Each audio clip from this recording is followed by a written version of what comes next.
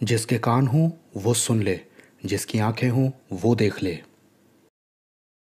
Hey guys, मैं इस video को बहुत पहले से बनाना चाहता था।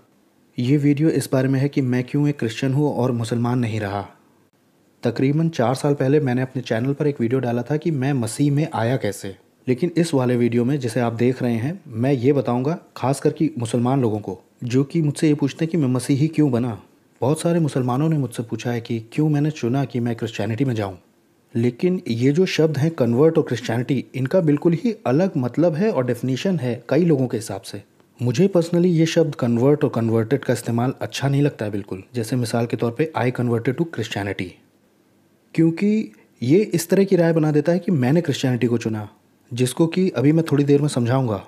वैसे ये जो शब्द क्रिश्चियनिटी है, मुझे लगता है कि कई मुसलमानों को ऐसा महसूस होता है कि ये एक वेस्टर्न मजहब है। इसे ऐसे देखा जाएगा जैसे नॉर्थ अमेरिकन रिलीजन है। जैसे ही उन्हें कोई गोरा अमेरिकन दिखता है या कनेडियन कोई गोरा दिखता है, वो उसको पहले से एक लेवल लगा देते हैं कि ये क्रिश्चियन ही होगा, या उसे ऐसे मान लेंगे कि ओह ये तो मसीहा ही है, जो कि अरबिक वर्ड है क्रिश्चियन के लिए। और अगर वो ऐसा नहीं मानते हैं तो मैंने कई मुसलमानों से बात की हुई है, उन्हें ये लगता है क्रिश्चियनिटी मतलब कैथलिक फ़िरका, मतलब ये आदमी कैथलिक है। तो हैं तो ऐसी बहुत सारी मिसअंडरस्टैंडिंग, लेकिन मैंने एक दो बताई। लेकिन इनका कोई मतलब नहीं है क्रिश्चियनिटी से, ना ही ये क्रिश्चियनिटी है। एक शख्स क्रिश्चियन नस्ल की बुनियाद पर नहीं होता है, और ना ही अपने आप को सिर्फ क्रिश्चियन लेबल देने से हो जाता है, और ना ही कोई शहादा बोलने से या प्रेयर रिपीट करने से। वहाँ खुदा का काम होना ज़रूरी है। खुदा उस इंसान के दिल में कुछ बदल देता है, और वो उन्हें अंदर से बदल देता है ताकि वो खुदा को जाने और उसे समझ सकें। तो ऐसा नहीं होता है कि एक दिन वो सो के उठे और कहें कि आज से मैं इस्लाम छोड़ रहा हूँ और अपने आप को मैं क्रिश्चियन बुलाऊँगा और क्रिश्चियनिटी में जाऊँगा। ऐसा नहीं होता है। हुआ क्या कि मैं जो था वो मैं था एक मुसलमान, बल्कि खुदा ने अपने रहम और अपने फ़ज़ल में दखल दिया उस जगह जहाँ मैं था और जो मैं हुआ करता था। उसने मुझे अपनी रूह दी, उसने मुझे हमेशा की ज़िंदगी दी और एक नया दिल दिया, और उससे मेरी ज़िंदगी और मेरा दिल बदल गया। मैं इस वीडियो से मुसलमानों की तरफ बात करना चाह रहा हूँ, चाहे आप सिर्फ नाम के मुसलमान हो या प्रैक्टिसिंग मुस्लिम हो, क्योंकि मैं जानता हूँ कि उन्हें इंजील अभी समझ में नहीं आई है, जिसका मतलब खुशखबरी होता है। तो मैं खोलने जा रहा हूँ कि क्यों मैं अब इस्लाम को फॉलो नहीं कर रहा और मैं मसीह को क्यों फॉलो कर रहा हूँ। मैं बताने सब वाला हूँ, लेकिन मेरी दुआ है कि आप इसे खुले दिल से सुनिए। मैंने बहुत से लोगों से ये सुना है कि वो अनजाने में कहते हैं कि ओह मैंने बाइबल और कुरान दोनों को पढ़ा है, और ये कि दोनों ही बुनियादी तौर पर मेरे लिए सेम हैं। और जो कोई भी उस शख्स को ऐसे बोलते सुनता है, वो अपने आप में ऐसा सोचता है, ओह हाँ हाँ ये सच ही होगा। ये बात सच्चाई से बहुत ही दूर है। कोई भी इस बात को आपके मुंह के सामने बहुत हल्के से बोल सकता है, लेकिन उसे कोई आइडिया नहीं कि वो क्या बोल गया अभी। उन्होंने शायद ख्याल किया है ये पूरी बाइबल पढ़ने का, और होता बस ये यही है, इमेजिनेशन। आप समझिए इसे कि बाइबल और ये कुरान, ये बुनियादी तौर पे बिल्कुल उल्टी हैं और बाहरी तौर पर बहुत कंपैरेबल भी है। फिर से, ये फंडामेंटली बिल्कुल उल्टी भी हैं और बाहरी तौर से कंपैरेबल भी हैं। तो मेरा मतलब है कि कोई भी ऐसा झूठा दावा कर सकता है क्योंकि उन्होंने लोगों से कुछ सुना है ऐसा, और उन लोगों ने भी ऐसा ही दावा दूसरे लोगों से सुना। लेकिन जब तक आप खुद नहीं पढ़ते हैं बाइबल और कुरान, तब तक होने दीजिए किसी और का दावा। लेकिन मैं ये राय दूंगा कि आप किसी और की बात को मत दोहराइए, क्योंकि लोग दुख होता है कहते हुए कि ज़्यादातर बाहरी शक्ल देखकर ही जज करते हैं, क्योंकि उनका जेन्युइन इंटरेस्ट नहीं होता है उस चीज़ के अंदर जाकर के झांकने का या सच को ढूंढने का। तो आइए मैं ऐसे शुरू करता हूँ कि इकलौता रास्ता जिससे कि खुदा गुनाहों को माफ़ कर सकता है, जो कि बाइबल में है, वो है सिर्फ कुर्बानी से। समझाता हूँ मैं। सिन जो है ये खिलाफत है या एक जुर्म है जो कि खुदा को घिनौना लगता है, और ये है ऐसी चीज़ जो हम सब ने ही किया है, लेकिन ये खुदा की नज़र में बहुत बुरा है और बिल्कुल अच्छा नहीं। और ये एक बुरा ख्याल भी हो सकता है, ये कुछ चोरी करना हो सकता है, ये कोई सेक्सुअल एक्ट हो सकता है या उसका इरादा हो सकता है जो कि खुदा की मर्ज़ी के ख़िलाफ़ है। ये हो सकता है झूठ बोलना या धोखा देना। और इन सब की जो जड़ है वो आखिर में निकलती है प्राइड, घमंड। गुनाह किसी इंसान के हिसाब से या उसकी राय नहीं हो सकती कि हम और आप क्या सोचते हैं कि ये गुनाह है, लेकिन बल्कि खुदा क्या सोचता है उस बारे में कि यह क्या सही क्या गलत है, और उसकी इच्छा के हिसाब से। और ये जो सैक्रिफाइस है, इसका मतलब है कि बलि देना, और अरबी में इसके लिए शब्द है कुर्बानी। अब हमें ये जानने की ज़रूरत है जब हम गुनाह करते हैं खुदा के खिलाफ तो हमें यह जानना और समझना है कि खुदा पाक है। गॉड 100% होली है, ना ही 99%, ना ही 99.9%। खुदा 100% पाक है और हम नहीं हैं पाक। हम पापी है, हमने गुनाह किया है। और गुनाह चाहे जैसा भी हो, चाहे उसका साइज जो भी हो, वो है खुदा के खिलाफ। खुदा को इससे घिन आती है। हो सकता है आज हमें उससे कोई शर्म ना आए, क्योंकि आज जो दुनिया है जिस तरह से, हमारा ज़मीर हो सकता है हार्ड हो गया हो। लेकिन खुदा बहुत अच्छा और साफ और पाक है। वो गुनाह को देख के मुस्कुरा नहीं सकता। बाइबल कहती कि गुनाह करने से मजदूरी में मौत आती है, मतलब गुनाह मौत तक ले जाएगा। और मौत इस दुनिया में गुनाह की वजह से ही आई। इंसान ने गुनाह किया, इसलिए इंसान मर के उसकी कीमत चुकाता है। मान लीजिए आपने यहाँ धरती पे कोई जुर्म किया और आप पकड़े गए। डिपेंड करता है आपके क्राइम पर कि आप फाइन देंगे या आपको भेजा जाएगा कहीं। हो सकता है थोड़े समय के लिए जेल में डाला जाए। और उस कंट्री में, कुछ स्टेट में, वो क्राइम जो आपने किया है उसकी सज़ा मौत है। तो जैसे ज़िंदगी में हर काम का एक नतीजा निकलता है, वैसे ही मौत एक अच्छे खुदा की नाफरमानी करने का नतीजा है। और हमारी इस डिसोबीडियंस की वजह से न सिर्फ हम फिज़िकली खुदा से अलग होते हैं मरने के कारण, बल्कि स्पिरिचुअली भी हमारी रूह नर्क में चली जाती है, जहन्नुम अरबिक में। तो पाप की वजह से न सिर्फ दुनिया में मौत आई है फिज़िकली, बल्कि ये हमें खुदा से भी दूर कर देता है, जो कि ये चाहता है कि हम हमेशा जिएं। हम इसे बाइबल में पढ़ते हैं, क्योंकि अंदर से यानी आदमी के दिल से बुरे ख्याल निकलते हैं, और व्यभिचार, चोरी और हत्या, जिनाकारियाँ, लालच, दुष्टता, छल, लुचपन, गंदी नज़र, कुफ्र बकना, शेखी बगारना और बेवकूफ़ी, ये सब हैं बुरी बातें जो कि अंदर से निकलकर आदमी को नापाक करती हैं। अगर आप बैठे हैं और इसे सुन रहे हैं तो आप ये सोच सकते हैं खुद से कि ये मुझ पे क्यों अप्लाई होगा, या ये कि मैं इंटरेस्टेड नहीं हूँ। लेकिन आप ये समझें कि 10 में से 10 को मरना होता है। और अगर आप आज मर जाते हैं या कल मर जाते हैं या अगले हफ्ते या आज से 25 साल बाद भी मरते हैं, तो आप जिस गुनहगार की पोजीशन में हैं उसके कॉन्सिक्वेंस में आप नर्क ही जाएंगे, क्योंकि जो गुनाह आपने किए हैं उसकी वजह से। और ये कोई डराने की चाल या तरीका नहीं है जिससे आपको अंदर फंसा लिया जाए या आपको इससे किसी तरह से कन्विंस कर लें, क्योंकि यही असलियत है। आखिर में इस बात से कोई फ़र्क नहीं पड़ता कि आप मेरी बात में इंटरेस्टेड हैं या नहीं हैं, लेकिन सच मैटर करता है। तो एक बार फिर से कि खुदा ने कभी अगर बाइबल में पाप क्षमा किए हैं, ये सिर्फ़ और सिर्फ सेक्रीफाइस से किए हैं। और ये समय की शुरुआत से ही है। अगर आप जेनेसिस की किताब में जाएं, जो कि तोरा में आती है, तोरात, तो हम देखते हैं कि खुदा ने एक जानवर को ज़बह किया है आदम और हवा के गुनाहों के अटोनमेंट के लिए, उनके गुनाह करने और नाफरमानी करने के तुरंत बाद। लेविटिकस की जो किताब है, जो कि तोरा में ही आती है, हम उसमें पढ़ते हैं बहुत सारी कुर्बानियों को और बलिदानों को, जो कि खुदा ने ही अपने लोगों को हुक्म दिया करने के लिए, ताकि उन्हीं के गुनाह माफ़ हो सकें। खुदा के सामने अच्छा बनने का कोई दूसरा तरीका नहीं है। देखिए, 5 बार दुआएं करना ये साफ़ नहीं कर पाएगा, जैसे मसा बोलते हैं अरबी में, आपके गुनाहों को। किसी काम को दोहराना अंधविश्वास भी हो सकता है। आपको लगता है कि खुदा आपकी सुनेगा बहुत बोलने से, लेकिन आप उस तक उसके तरीके से नहीं पहुँचे जैसा कि वो चाहता था कि आप पहुँचे, ईमान के साथ और दिल से तौबा किए हुए। हज के लिए जाना या ज़कात दे देना या चाहे दान हो, ये आपको पाक नहीं करेगा। और ये आपको समझने की ज़रूरत है कि खुदा बदलता नहीं है। खुदा आज, कल और हमेशा एक जैसा रहता है। अगर उसका तरीका यह है कि गुनाहों की माफ़ी सिर्फ़ और सिर्फ खून बहाने से और कुर्बानी से ही होगी, तो हम इसे बदल नहीं सकते कि हम खुदा तक दूसरे तरीके से जाएंगे। खुद पढ़ के देखिए बाइबल, और ये चीज़ आपको बाइबल में बार बार मिलेगी। तोरा में ही लेविटिकस है 17वां चैप्टर में आयत 11 में, यहोवा खुदावंद कहते हैं, क्योंकि शरीर की जान खून में है और उसे मैंने तुम्हें वेदी पर चढ़ाने के लिए दिया है, ताकि तुम्हारे गुनाहों का प्रायश्चित हो सके। क्योंकि जान होने की वजह से खून से ही तुम्हारा प्रायश्चित हो पाएगा। ये जो कफ़ारा है, अटोनमेंट, इसका मतलब है कि एक शुरुआत हो सके कि गलत सही हो सके।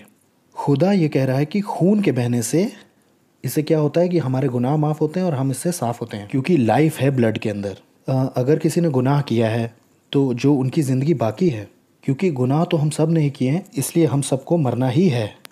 लेकिन खुदा ने एक रास्ता निकाला है जिससे हम जिंदा रहें, और इसके बजाय किसी सब्स्टिट्यूट को हमारी जगह पर मरना होगा।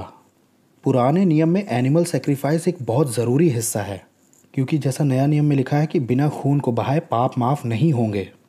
ओल्ड टेस्टामेंट में किसी बकरे को, बैल को या किसी मेमने को मरना होता था सब्स्टिट्यूट के तौर पर, मतलब खुदा के लोगों के गुनाहों के लिए। और उस जानवर के खून से खुदा के लोगों के पाप ढांप लिए जाते थे रूहानी तौर पर, टेम्परेरली। और बहुत सारी ऑफरिंग और कुर्बानियाँ दी हुई हैं ओल्ड टेस्टामेंट में। अब चाहे ये जानबूझकर किया हुआ गुनाह हो या गलती से हो गया हो, और या मॉरली आप नाकाम रहे हों या फिज़िकली नापाक हों, जैसे कि कोढ़ है या कोई दूसरी बीमारी है। हालांकि एनिमल सेक्रीफाइस ये जितने भी दिए हैं ओल्ड टेस्टामेंट के शरीयत में, इन्होंने गुनाह माफ़ नहीं किए, या यूँ कहना चाहिए कि साफ़ नहीं किए उन गुनाहों को जिन्होंने इंसान को खुदा से जुदा कर दिया। ये कुर्बानियाँ इसलिए की जाती थी कि ये परछाई हैं या एक तस्वीर है उस फाइनल और परफेक्ट सेक्रीफाइस की, जो कि मसीहा है, मसीह। बाइबल ऐसा कहती है, क्योंकि व्यवस्था ने, ये मूसा की शरीयत को बताती है, क्योंकि शरीयत में सिर्फ परछाई है आने वाली अच्छी चीज़ों की, और उसमें उनकी असली सूरत नहीं है। उनकी एक ही तरह की कुर्बानियाँ जो कि हर साल बिना नागा किए करनी पड़ती हैं, और जो लोग पास आते हैं उनको वो हरगिज़ पूरा नहीं कर सकती हैं, नहीं तो उनका चढ़ाना बंद नहीं कर दिया जाता। क्योंकि इबादत करने वाले अगर एक बार में ही पाक हो जाते तो उनका दिल उनको गुनहगार न ठहराता, बल्कि उन कुर्बानियों की वजह से ही उनको उनके गुनाह हर साल याद रहते हैं। क्योंकि ये मुमकिन नहीं कि गुनाह माफ़ हो जाएं बैलों और बकरों के खून से। तो ये नामुमकिन है कि इंसान के गुनाह माफ़ हो जाएं जानवर के खून से, क्योंकि जैसा मैंने अभी बताया था कि वो टेम्परेरी ढांप दिए जाते थे एक परछाई या एक तस्वीर के रूप में, जो कि थी फाइनल सेक्रीफाइस की। सिर्फ खुदा ही है जो हमारे गुनाह माफ़ कर सकता है परमानेंटली। 2000 साल पहले मसीहा, जो कि बाइबल में कई बार जिसकी नबूवत है कि वो कुर्बानी के रूप में मरेगा पूरी दुनिया के गुनाहों के लिए। और यही वो वजह है कि यूहन्ना बपतिस्मा दाता देखता है यीशु को और कहता है कि देखो खुदा का बर्रा जो कि जगत के पाप उठा ले जाता है। बपतिस्मा देने वाला यूहन्ना पानी से लोगों को बपतिस्मा देता है, लेकिन जब उसने मसीह को देखा तो वो बोला, ये है वो जो तुम्हें पाक रूह से बपतिस्मा देगा, और मैं इसे देखकर ये गवाही देता हूँ कि ये है खुदा का बेटा। एक बार फिर हम बहुत सारी भविष्यवाणियों को पढ़ते हैं, खुदा की नबूवतें पढ़ते हैं जिसमें मसीह आएगा और उसकी कुर्बानी से एक बार में लोगों के गुनाह माफ़ होंगे हमेशा के लिए। और ये नबूवतें कई सौ साल मसीह के आने से पहले लिखी गई हैं, और जब सही समय आया तब खुदा ने अपने पाक और परफेक्ट बेटे को क्रॉस पे मरने के लिए भेजा, ताकि वो हमारे गुनाह, हमारी सज़ा को अपने ऊपर ले ले और हम जिंदा रहें। और ये है लव ऑफ गॉड और ग्रेस ऑफ गॉड। और तब वो मुर्दों में से जी उठता है गुनाह को हराने के बाद, ताकि जो कोई भी अपना ईमान उस पर लगाता है वो पाएगा हमेशा की ज़िंदगी। देखिए, अगर आप शिया मुस्लिम हैं और इसे देख रहे हैं तो आप ईमान करते हैं अहलुल बैत पर, जैसे कि बिन गुनाह के और बिल्कुल पाक लोग हों। तो अपने आप से ये पूछेगा ज़रा, क्या इमाम अली और उनके ख़ानदान की नबूवतें कहीं लिखी हुई हैं सैकड़ों हज़ारों साल पहले उनके पैदा होने से? नहीं। क्या इमाम अली या इमाम हुसैन की मौतें या कुर्बानियाँ, क्या इनकी नबूवतें हैं कि ये हमारी जगह एज ए सब्स्टिट्यूट मरेंगे, जिससे कि मुसलमानों को हमेशा के लिए जहन्नुम नहीं जाना पड़ेगा? नहीं। क्या इमाम अली मर के ज़िंदा हुए ये साबित करने के लिए कि अब गुनाह का मुझ पे कोई ज़ोर नहीं है? अगर वो सच में सिनलेस थे? इन सारे सवालों के जवाब नहीं में हैं। सच तो यह है कि अली कब्र में रह इसीलिए गए कि ये साबित हो कि उनके गुनाहों ने उन्हें वहाँ रखा है, वो भी जजमेंट डे तक के लिए, क़यामत, अरबिक में। मेरा इरादा ये नहीं है कि मैं किसी को ऑफेंड करूं, लेकिन ये वो सवाल हैं जिन्हें कि पूछे जाने की ज़रूरत है अगर आपका ईमान मज़हब में बिल्कुल ठोस और मजबूत है। और अगर ये पूछने की इजाज़त नहीं है आपको तो मुझे बड़ी हैरत होगी कि ऐसा क्यों है। और दूसरी बात, आपको पता ही है कि अगर कोई खुदा की तरफ से है तो खुदा ने उसके बारे में कुछ लिखवाया है और या तो उसके आने से भी पहले, और या तो होने से पहले। और अगर आप शिया मुस्लिम नहीं हैं, आप सुन्नी हैं, या आप दोनों में से कोई नहीं, ऐसे हैं जो सिर्फ कुरान पर यकीन करता है, तो ये पूछे कि अल्लाह ने आपके लिए क्या किया है एज अ मुस्लिम, जिससे कि आपको गारंटी हो जन्नत की या हेवन की। इस्लाम में कहा जाता है इंशाअल्लाह मैं जन्नत जाऊंगा, मतलब कि अगर अल्लाह की मर्ज़ी हुई या खुदा चाहेगा तो मैं जन्नत जाऊंगा। अगर अल्लाह और मोहम्मद और इमाम अली और इस्लाम सरसरी तौर पे अगर रहम करते हैं और ये खुदा के फजल से भी भरे हुए हैं, तो ये बिल्कुल पक्की तौर से गारंटीड पता होता कि आप जन्नत जा रहे हैं। आपकी ज़िंदगी आज बदल जाएगी। आप फालतू की कस्में नहीं खाएंगे या घटिया बातें नहीं करेंगे। अब कभी आप ना नफ़रत करेंगे, ना मजायका उड़ाएंगे होमोसेक्सुअल्स का, बल्कि उसकी जगह आप चाहेंगे कि वो मन बदलें या तौबा करें। आप लड़कियों के बारे में वैसे बात नहीं करेंगे जैसे आप काम पे अपने करते हैं और या दोस्तों के साथ, बल्कि आप राइचियसनेस के पीछे भागेंगे। दुख की बात यह है कि आप में से कई लोगों के लिए ये गुनाह है ही नहीं और ना ही आप कंसर्न है अपनी लाइफस्टाइल के बारे में। देखिए, गॉड इज़ होली लेकिन इंसान कॉमन है। खुदा माफ़ करने वाला है और उसने ये माफ़ी करके दिखाई है। जब खुदा खुद आया हमारी तरह बन के ह्यूमन फॉर्म में और जी के दिखाई एक पाक और बहुत परफेक्ट ज़िंदगी इस दुनिया में बिना गुनाह के, और अपनी मर्जी से गया क्रूस पर एक खूनी मौत मरने के लिए, ताकि हम हमेशा जिंदा रह सकें। फिर से बिना लहू के बहाए, जो कि कुर्बानी का है, गुनाहों की क्षमा नहीं होती। उसने वो सज़ा भुगत ली जो हमारी थी। मसीह हमारी परफेक्ट सेक्रीफाइस है। उन लोगों के लिए जिन्होंने ये पहले कभी नहीं सुना है, यीशु ने कहा कि मैं ही हूँ राह, हक और ज़िंदगी। कोई नहीं जा सकता है बाप तक बिना मेरे।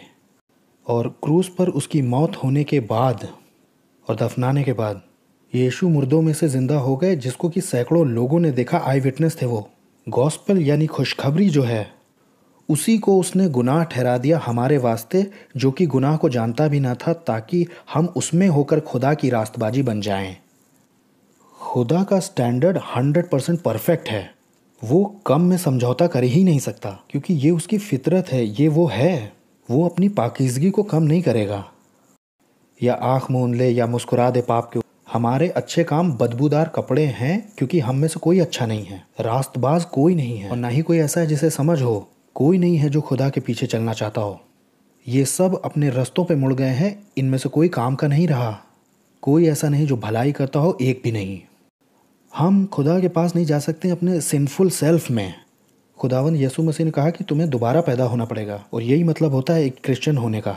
बॉर्न अगेन होने का मतलब है कि जिसकी ऊपरी पैदाइश हो चुकी हो, जिसमें कि अब ज़मीन की चीज़ें नहीं रही, रिलीजियस या इंसान की बनाई हुई, बल्कि खुदा से पैदा हुई चीज़ें हैं। जब खुदा अपनी पाक रूह देता है ना, तो आपका दिल ही बदल जाता है और उसकी शक्ल सूरत में आप हो जाते हैं, और आप चाहते हैं कि आप उसे फॉलो करें। कुछ चीज़ें मैंने इस वीडियो में बताई हैं अभी, कुछ वजह हैं जिससे मैंने मसीह को फॉलो किया। खुदा में पूरी ताकत है और वो रहमदिल है, लेकिन वो निपटेगा गुनाह और बुराई से। वो ऐसा खुदा नहीं है कि वो गुनाह को देख के मुंह इधर उधर कर ले बिना किसी अकाउंटेबिलिटी के और जस्टिस के। इंसान बन के खुद खुदा मरा है इसी गुनाह के लिए। और अगर इस बात से आपको ठोकर लगती है, क्योंकि जिस तरह से आप बड़े किए गए हैं, जैसे कि मैं बड़ा किया गया था, तो यीशु ने कहा है मुबारक है वो आदमी जो मेरी वजह से ठोकर नहीं खाता। हम जिस दुनिया में रहते हैं, ये एक झूठ की दुनिया है। ये फसाद से, कैंसर से और ये मौत से भरी हुई है। लेकिन जो दर्शन यूहन्ना चेले ने पाया था स्वर्ग का, वो ऐसा है। फिर मैंने नए आसमान और नई ज़मीन को देखा, क्योंकि पहला आसमान और पहली ज़मीन जाती रही और समुंदर भी ना रहा। फिर मैंने शहर मुक़द्दस नए यरूशलेम को आसमान पर से खुदा के पास से उतरते देखा। वो एक ऐसी दुल्हन के मानिंद तैयार था जिसने अपने शौहर के लिए अपने आप को सजाया हो। फिर मैंने तख्त पर से किसी की बुलंद आवाज़ सुनी कि देख, खुदा का खेमा आदमियों के दरमियान है और वो उनके साथ सुकूनत करेगा, और वो उसके लोग होंगे और खुदा आप उनके संग रहेगा और उनका खुदा होगा। और फिर खुदा उनकी आंखों से सब आंसू पोंछ देगा। इसके बाद मौत नहीं होगा, ना मातम होगा, ना ही कोई दर्द होगा, और पहली बातें जाती रहेंगी। खुदावन हमेशा की ज़िंदगी मुफ्त में देता है। खुदा ने फिरदौस की ज़िंदगी को ज़िंदगी का पानी कहा है। जो कोई भी प्यासा हो वो मुफ्त में पिए ज़िंदगी का पानी, आबे हयात। जब आप ईमानदारी से सच को ढूंढोगे तो आपको मिलेगा, ये वादा है। अगर आप उसके फजल को मांगोगे तो वो देगा। जब तक आप जिंदा हो तब तक आपके पास एक दरवाज़ा है जिस पर आप खटखटा सकते हो और वो जवाब देगा। तौबा कर लीजिए, क्योंकि आसमानी बादशाहत अब हाथ तक आ गई है। मैं शुक्रिया अदा करता हूँ जिन्होंने देखा है। Take care and god bless.